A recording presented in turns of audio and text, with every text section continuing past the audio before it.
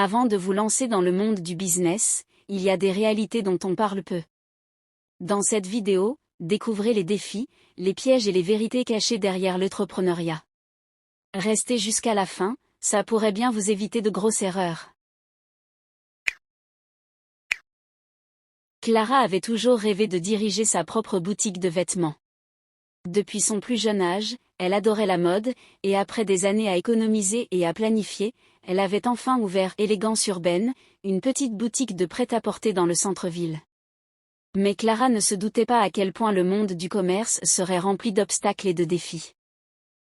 Dès le premier jour, Clara se heurta à la réalité du marché. Sa boutique était située dans une rue commerçante animée, mais elle était entourée de grandes enseignes de mode et de magasins en ligne proposant des prix imbattables. Les clients entraient, regardaient les étiquettes, puis repartaient en disant « C'est trop cher, je peux trouver moins cher ailleurs ». Clara comprit rapidement que la concurrence était féroce. Elle essaya de baisser ses prix, mais cela réduisit ses marges bénéficiaires.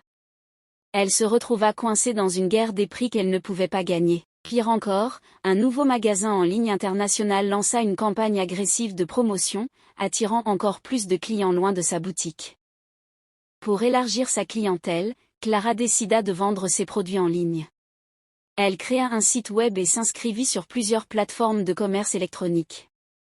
Au début, les ventes en ligne semblaient prometteuses, mais elle découvrit rapidement les inconvénients.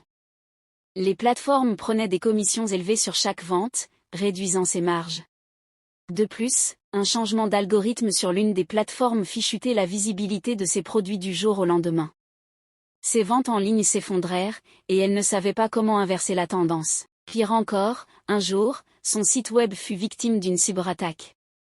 Les données de ses clients furent compromises, et elle dut faire face à des réclamations et à une perte de confiance de la part de sa clientèle. Clara passa des nuits blanches à essayer de résoudre le problème, tout en engageant des experts en cybersécurité pour sécuriser son site. Un matin, Clara reçut une livraison de nouveaux vêtements.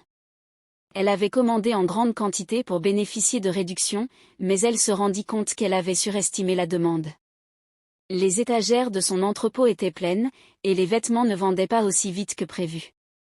Elle était confrontée à un problème de surstockage, ce qui signifiait des coûts supplémentaires pour le stockage et un risque de devoir solder les articles à perte. Quelques semaines plus tard, c'était l'inverse, un article très populaire était en rupture de stock. Les clients demandaient ce produit, mais Clara ne pouvait pas le fournir à temps en raison de retard de livraison de son fournisseur. Elle perdit des ventes précieuses et frustra ses clients. Avec les baisses de ventes et les coûts supplémentaires, Clara commença à avoir des problèmes de trésorerie. Elle avait des factures à payer, des employés à rémunérer, et des stocks à renouveler, mais l'argent rentrait trop lentement. Elle fut obligée de contracter un prêt pour couvrir ses dépenses, ce qui augmenta sa dette. Un de ses clients, un grand magasin qui lui avait passé une commande importante, retardait son paiement.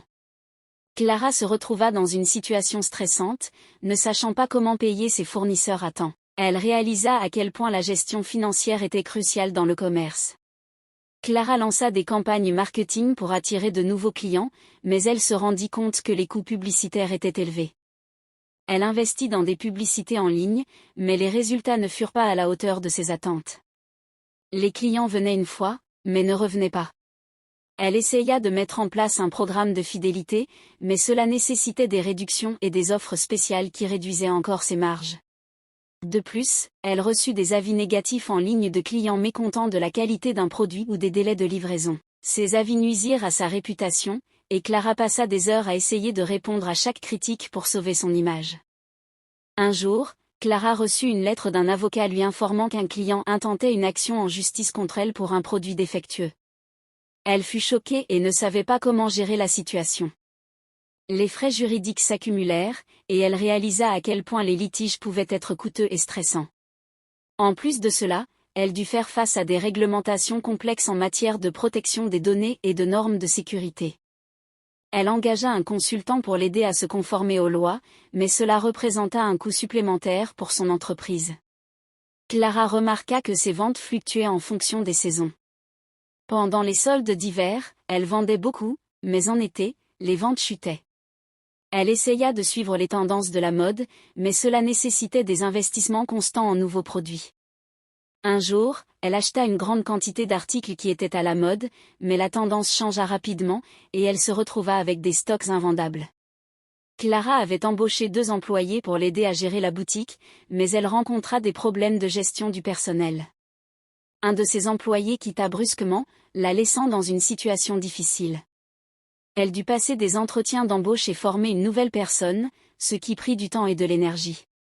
De plus, elle eut des conflits avec un autre employé qui n'était pas satisfait de ses horaires de travail. Clara réalisa que la gestion des ressources humaines était un aspect complexe du commerce qu'elle avait sous-estimé. Un jour, un groupe de clients lui demanda si ses produits étaient fabriqués de manière éthique et durable. Clara fut prise au dépourvu. Elle réalisa que de plus en plus de consommateurs exigeaient des pratiques respectueuses de l'environnement. Elle décida de revoir sa chaîne d'approvisionnement pour inclure des matériaux durables, mais cela augmenta ses coûts de production. Malgré tous ces défis, Clara refusa d'abandonner. Elle apprit de ses erreurs et s'adapta. Elle diversifia ses produits, améliora son service client, et investit dans des technologies pour mieux gérer ses stocks et ses finances. Elle travailla dur pour regagner la confiance de ses clients et construire une réputation solide. 1 an plus tard, Élégance Urbaine était toujours en activité. Clara avait surmonté de nombreux obstacles, mais elle savait que le monde du commerce serait toujours rempli de défis. Elle avait appris que la réussite dans ce secteur nécessitait non seulement une passion pour ce que l'on fait, mais aussi une résilience à toute épreuve. Merci d'avoir pris le temps de regarder cette vidéo jusqu'au bout. J'espère qu'elle vous a été utile et qu'elle a répondu à vos questions. Si vous avez besoin de plus d'informations ou d'accompagnement, n'hésitez pas à me laisser des commentaires. Prenez soin de vous.